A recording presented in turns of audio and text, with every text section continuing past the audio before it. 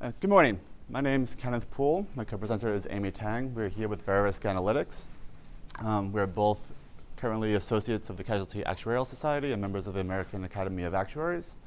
The division in which we work is it's a business area, but heavily technology focused. We've been working on redesigning the systems to support our subsidiary for about the last 6 years. And in doing so, we've come across a lot of lessons in redesigning systems and trying to apply more modern technologies and methods to figuring out how people can optimize their workflows. So Verisk isn't necessarily a household name unless you're in one of the industries we serve. You probably wouldn't know who we are. We are a business-to-business company. And the specific subsidiary in which we work for is ISO. It's a property casualty insurance vertical. And I'll give you some more information about the company in general, what we do, and then get into the work that we're currently doing. So Verisk Analytics, we primarily serve 3 key verticals: property casualty insurance, financial services, and energy and specialized markets, mostly mining and other commodity extraction services. Through all the companies, our primary focus is data collection, data aggregation, and then based on that, producing analytical products that companies buy from us to support their decision processes. For the property casualty insurance market, that's the bulk of our revenue. The current market cap is about $17 billion, and we have about 14 petabytes of data in our data stores, and that grows quarter by quarter, week by week. Core capabilities throughout Verisk are visualization of data and analytics, predictive modeling and predictive analytics, large-scale data integration, and then multi-tier, multi-spectral data capture. Throughout the variety of things that we do, we have subsidiaries that do satellite and aerial image capture, and then trying to build models to do, somebody mentioned it earlier, before and after a hurricane, do a comparison of the images of roofs to see if damage has been done. We have data providers from companies like GM and a few others that we get the North Star telematics data to try and help develop better pricing algorithms, and a whole bunch of other things. So ISO. ISO stands for Insurance Services Office. We came into existence back in 1971 as part of a regulatory requirement. All property casualty insurers in the country are required to report data to the different state regulators. It was easier to have one main regulatory or industry company that would collect the data from all of them and then do the filings on their behalf. We currently collect data from about 50% of the P&C market, excluding workers' comp. It varies whether or not you're talking about commercial lines versus personal lines. But that equates to about 2 billion individual premium and loss transaction records per quarter. And that is coming from about 1,000 individual property casualty underwriters that are writing business in all 50 states, plus Puerto Rico, and representing 27 plus different lines of insurance. The reason I bring these points up is because a lot of the work we're doing right now is trying to figure out how to deal with this data integration behemoth. The products we create are used to determine how much you pay for the different insurance coverages that you buy. So high scrutiny on the quality of the data that goes into our analytics, and even higher scrutiny on what we actually say the analytic results are. In addition to this, the key analytics that our specific subsidiary produces are the copyrighted policy forms that are issued to issue your homeowner's policy, your personal auto policy, your commercial general liability policy. Approximately 200 million of our forms are issued every single year across all the various lines of business. And in support of those forms that we create the language for and have vetted, we also produce the underlying loss costs. So how much does it cost to write this coverage in this state, in this territory, with these specific limits and other policyholder characteristics. And that's mostly the data that we're collecting, right? Like, how do we develop these loss costs with these rating variables? Well, we need the detail from the carriers to do it. And then based on those costs, they go and devise their other maybe further risk segmentation or choices of what types of business to write, can they minimize their expenses over their competitors. But the underlying base for what it costs to write that policy is derived by our business unit. So, operational systems and AI. So, as I just mentioned, our big challenge is the data integration piece. And I know any big organization is going to have various systems that are contributing data to some sort of data warehouse, which you're then using to build some sort of decision-making process off of. Before we get into the specific stuff that we're doing, I just do want to level set what the terms that I'm throwing out here are, so we're all on the same page. In this great Harvard Business Review article, they outline 3 distinct types of AI that people typically are talking about. The first one being process automation, so robots or scripts or algorithms that can perform repetitive tasks that really humans shouldn't be doing anymore, but in a lot of places, in a lot of businesses, we know that there's people spending time doing things that there's no free thought or creativity being involved in, right? Cognitive insight, this is for algorithms that detect patterns in huge volumes of data that would take somebody or a group of people time and time again, just so much time in order to be able to go through and try and hopefully see the patterns that come out. And then lastly is the cognitive engagement. This is stuff like chatbots and a lot of the other more advanced stuff that I know Google and the other big companies out there are doing with like chatbots and intelligent agents. What we're going to present today is really going to focus on items 1 and 2 here. Some of our other subsidiaries are probably working more on the last one, but we thought this would be interesting for today's presentation.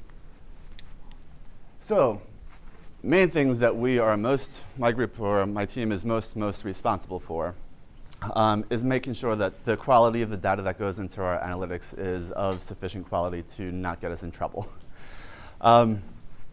So when we talk about data quality, the 4 key components that are typically referred to are the completeness of the data, the timeliness of that data, whether or not the data that we're receiving on a record by record is valid based on the coding specifications that we expect to get the data by, and then the accuracy of it. The accuracy is really the problem that we face. The first 3 are pretty automatable tasks. You could benchmark against some sort of outside known verifiable source in order to make sure you have all the premiums and all the losses that you're expecting to get, right? Timeliness, again, we have a schedule that we expect to get data by. If we don't have the data by that time, it's a pretty easy process did we get file X? No, we did not. Okay, so if that happens, send an email to the customer, right? That's not that difficult to programmatically do. Validity, while it is a nightmare of a challenge to scan through all of the data we get, it's still rules-based. We provide sets of instructions to all of our clients to send us data in such and such a format based on a bunch of varying subsets of the data, right? Again, by state, by line of business, by specific coverage type. Not very pleasant to deal with. The business logic in order to validate all those records is a bit of a chaos piece to deal with, but it's still straightforward. There's rules. Does the data meet the rules? Accuracy is much more complicated. For every single record we get in, can be completely valid, had it on time. Overall, the premium amounts seem to match up. When we're looking at the distribution of the characteristics of that data, say the value of deductibles written in Wisconsin, right? For a specific carrier, we would expect, say, 30% of the data to be written with a $500 deductible. All of a sudden, it's now 95% of the data. It's very unlikely that an insurance carrier was able to switch over all of their customers' data from one deductible level to another one in a short period of time. And then across all the slices and segmentations of the data, that's actually what we need to scan for and search and identify when it happens. So before we get into what we've done, I just want to go through what our legacy systems look like and what the problems that we are trying to ultimately deal with newer technologies at the current moment. Historically, we would get files on a quarterly basis from all these carriers. They would sit somewhere in a batch loading system waiting for an event to happen that we said, okay, it looks like we got everything that we need. Those other 3 data quality measures are already met, and there's no longer any reason to hold off, like actually starting to look at the data. But this might not happen for 90 days after the end of the quarter. So for data that was actually originally reported in January, maybe we're not looking at it until May, right? So by the time we do identify a problem, there's been 5 months of lag where that problem's been persisting over time. And this is a consequence of those complicated systems that we built up over the years in order to do the validity checks, the timeliness checks, right? So this happens, and then because now there's this huge delay from the time that data was actually submitted to the time somebody can actually look at it, it's always a rush, right? You have your job, you have to get your analysis out, you have to do this, so like everybody, because their systems were built at different times, all of a sudden, everybody's rushing and they're coming up with all their different methods to figure out how to do their work as quickly as they can without coordinating or making sure that they can communicate to people in different business areas. So then you end up with this hodgepodge of disparate analytics, disparate tool sets, and the worst part is disparate business logic, right? Because if something that should be true for group A should also be true for group B, but they have different business logic underlying in their systems that does things slightly differently, how do you communicate that and how do you manage and track that? And then the worst part is if after 12 months of finally starting to look at the data when you actually go to produce the product, you see something that seemed just horribly, glaringly wrong in the final output that wasn't noticed in any part of the data review beforehand, you end up with the famous garbage in, garbage out dilemma, right? Your analysis is now problematic and you need to go and try and figure out what caused it.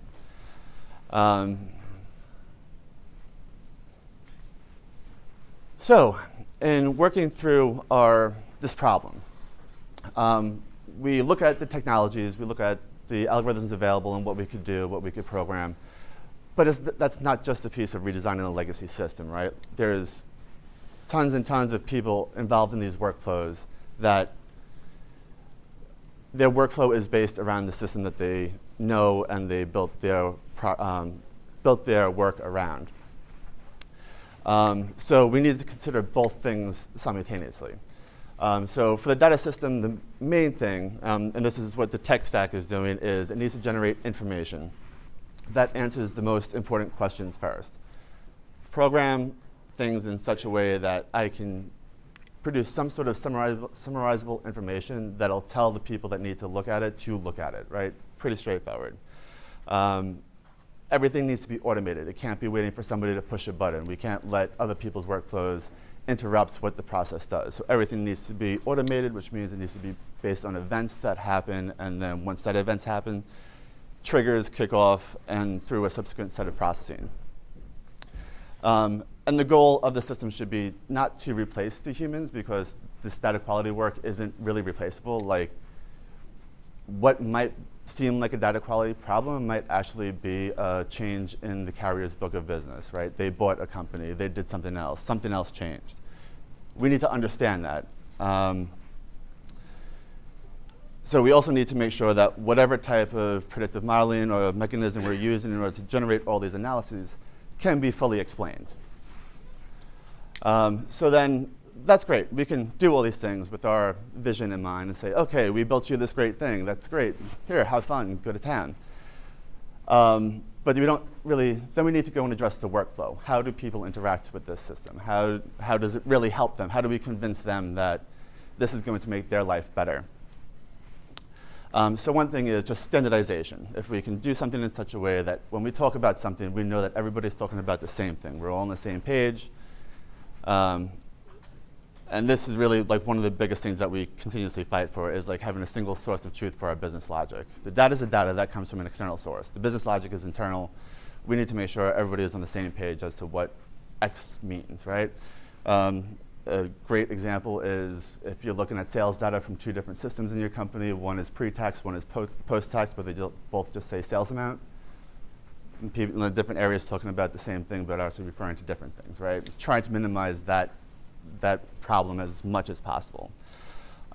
Really trying to leverage visualization to make everything in a common format, right? Letting people write data to Excel workbooks and having tables with conditional formatting that are up to the decision of the person that wrote the workbook is not ideal.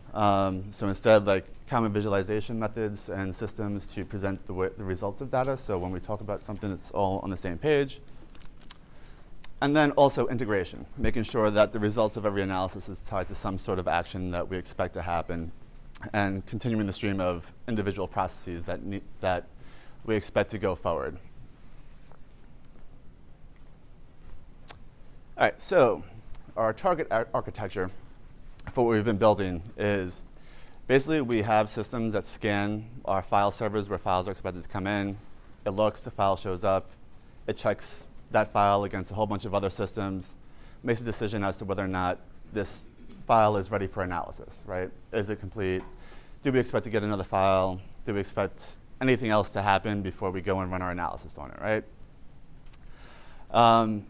Then we have an entire layer of modeling. So we restructure the data in such a way that we can compare what the current submissions look like based on what a specific carrier in a specific state sent us in the times past, right? We don't expect their business to change that much. And if it does, we need to know why. And then these automated analyses are directly written out to a dashboard that provides a method for the business area to go through and look. And finally, we get insights as to the data that we just received within 24 hours, as opposed to 12 months, right? And that's what I see to be huge about trying to figure out how to embed AI into your system redesigns. It just minimized a workflow by a year. So I'm just going to give a demo of the first application. So even this architecture is supposed to be whenever data moves through any part of our system. It's not just when it's at receipt, but at receipt is point of contact number one. And we can have these systems automatically trigger results that send a message back to the carrier that sent it, to the internal stakeholders that care about it. But this architecture should be anytime anything moves from point A to point B that's complex and potentially has an impact on the final results. So application one that I'm just going to go through is the at receipt. So when we first get those files, how do we structure a process in order to do this analysis in near real time? So we structure a model to do an analysis of the distribution of the categorical variables in the submitted data files. We allow the business area to specify different sets of dimensions in which to look at the data. We then generate forecasts based on the historical data using time series modeling for dollar distributions or record count distributions. Generate some ranges. We get a range of expected values, say a 95% confidence interval for something. Could be for this carrier in Alabama in territory 1 for deductible code 50, right? We have a historical set of data that we could then project what the expected value of next period value of that is using time series modeling, and then compare our predicted range to what we actually get, binary responses, and then a whole set of weighting mechanisms in order to roll it back up and make it summarizable. Weighting mechanisms structured both by the data itself, how important is it to our specific use cases, and also how does the business area value, say, this one variable in a state. So it's both data generated and also taking expert opinion into the analysis before presenting the results, which I think is really important for things that aren't a yes or no answer. And then the final output would be this, a set of summary scores with dollar volume weighted, and then also analysis of our most important carriers who are going to have the biggest impact. And then this is great, right? It's one way. We have a score. We could say if it's above, say, 92%, then it's a pass. If it's less than 92%, it's a fail.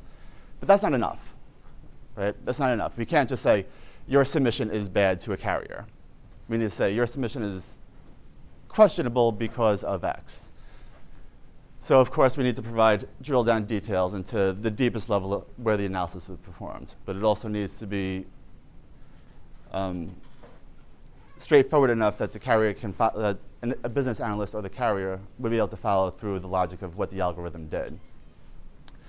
So at the highest level, we have the submission score. Then we have category scores, which would be a specific variable set. And then detail scores, which is like for each individual pass-fail interaction, what actually happened. And now I'm going to hand it over to Amy for application number 2. Thank you. So good morning, everyone. I'll be talking about application 2, the data quality review for our product cycle.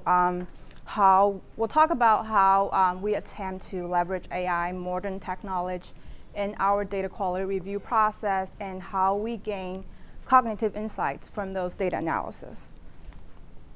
So as Ken has mentioned on previous slides, ISO does receive a large amount of data every quarter, and it is really important that we ensure the quality of the data that are used in our analysis to make sure that the quality of the products that we provide to our customers. In the past, in order to achieve that goal, data has been looked at various stages, from data intake to end products. And for different areas have their different products, they need to ensure the data quality is good enough. They will use multiple tool sets to pretty much perform the similar type of checks, or sometimes even the same type of checks, just for different line of business. So there's very little automation or transparency in that entire process, which sort of leads the delays in contacting customers to get their confirmation on whether data reported by them are correct. So since 2015, the formation of a division that Ken and I worked at called Analytical Data Management, we sort of act as an engine or a fuel to ISO data product engine. So we have been strived to making sure data that we receive from customers are correct so that we can sort of serve our internal customers for various products. So through the redesigning of the data quality review process, one question that we kept asking ourselves is, how do we redesign to facilitate structured data analysis into our process? How do we gain cognitive insights from those data analysis? So one solution that we came up with is application 2, which is called Data Quality Workbench, which allows, it is a one uniformed platform where multiple tool sets are accessible, but with one single source of truth on business logic. So let's take a look. So this is an overview of our data quality workbench. As Ken mentioned, we have our quarterly submissions, we have our monthly large carrier reporters, and we also have a company who got flagged because of bad score on a daily basis from application 1. So all those 3 data sources sort of triggers our data quality workbench. It enables us to move forward to data quality lead measure, which we can analyze data at a more readily basis.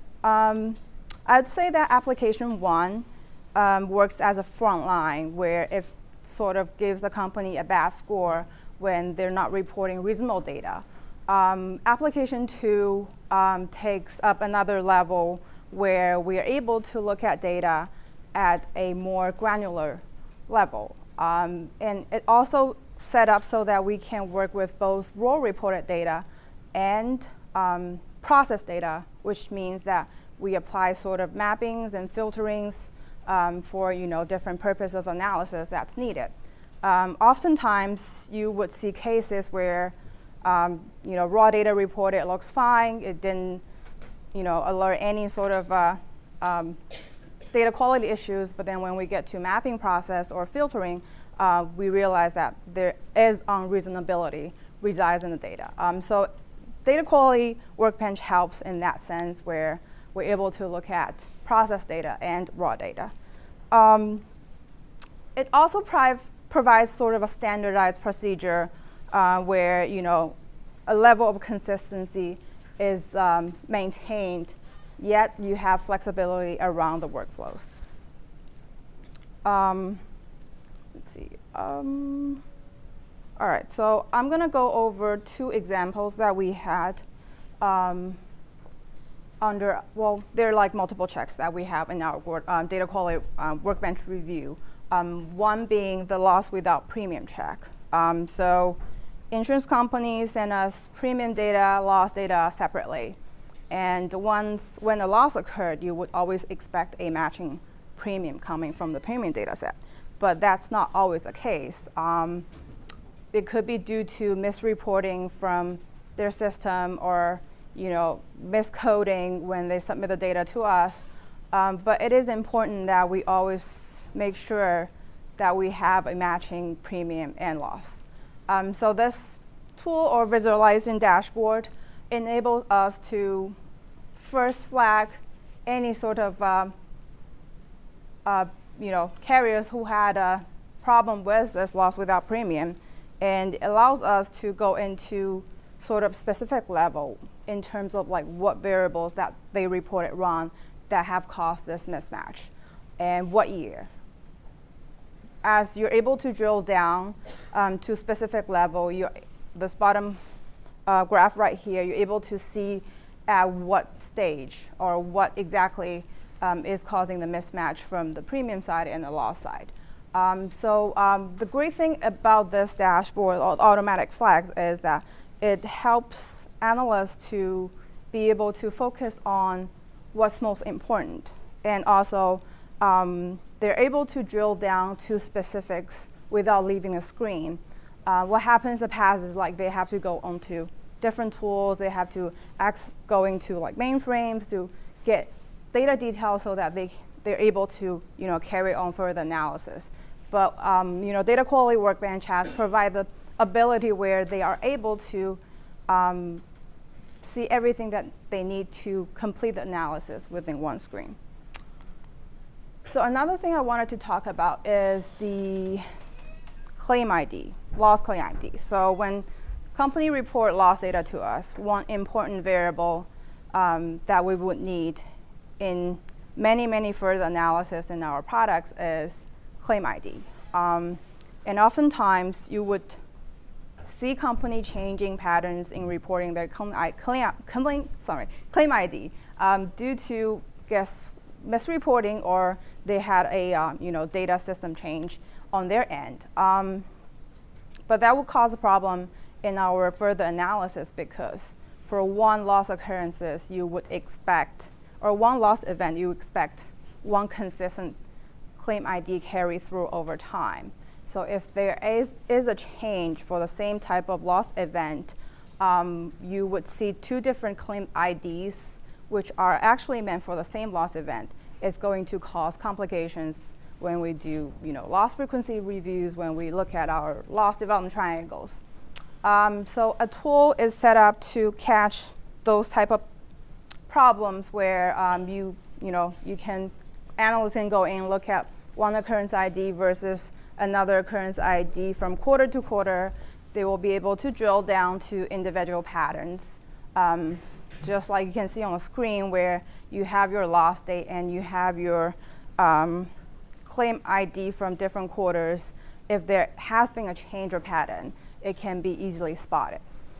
So another good thing comes out of the Data Quality Workbench is by clicking through all those variables here, a underlying report is going to be generated, which analysts can choose to send to carriers in regarding to the problems that they found from the screen, which sort of works as a huge advantage to both our side and customers, because it helps them to focus on problems on data that they submitted us.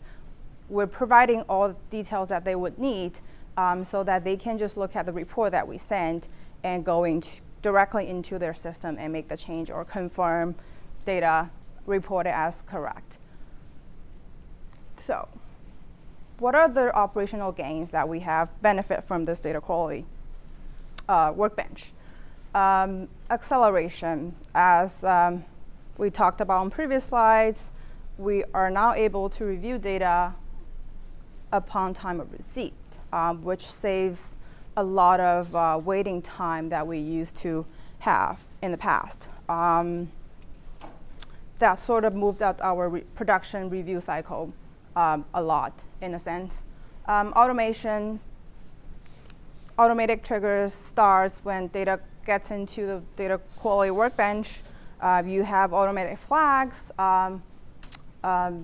available for analysts to take a look so that they can focus on more severe issues. We have a consistency implemented where everything is a coherent process with one single source of truth on business logic.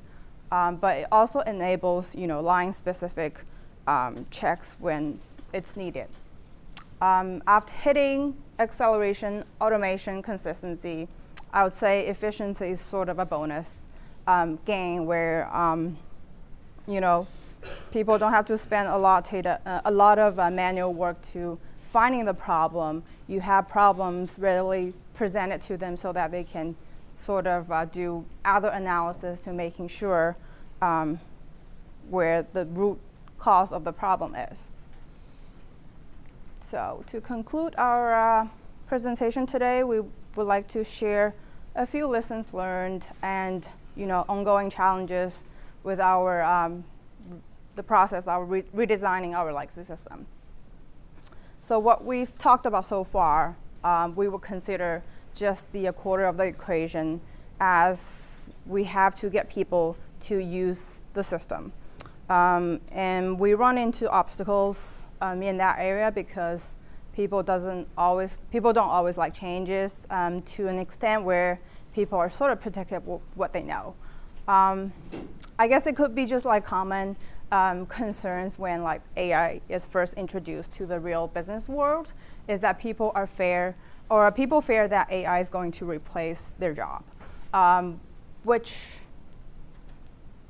is not true in some extent.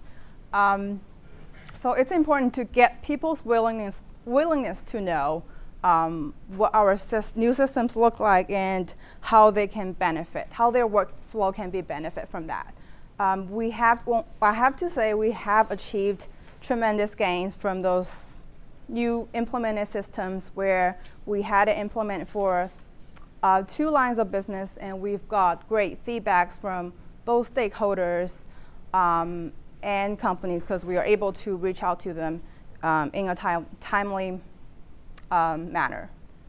Okay, objective-oriented workflow.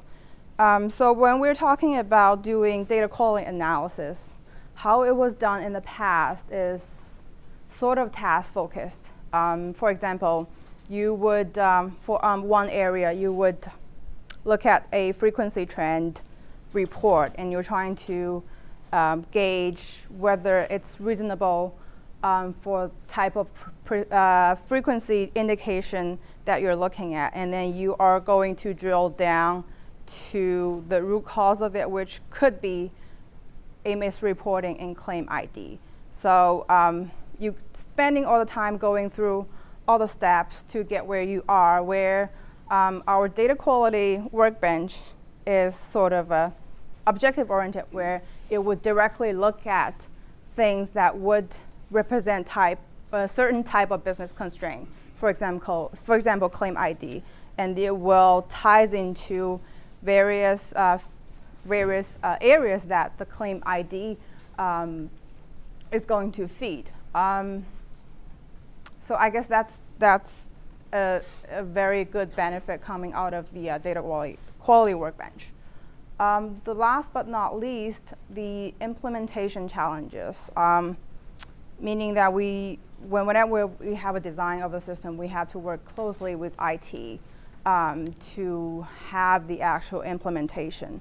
And a lot of times, we will have to sort of translate our business languages or even in actuarial languages so that IT people can understand what exactly our goal is. So that requires a lot of extensive dialogues with IT and a lot of back and forth between business areas and IT areas. But like we said, we have a common goal that we wanted to be able to embrace the new technologies, to be able to leverage modern technology in our process. So we have actually sort of came up with adaptive strategies that we could leverage the new technology. So that's, I guess, the end of our presentation.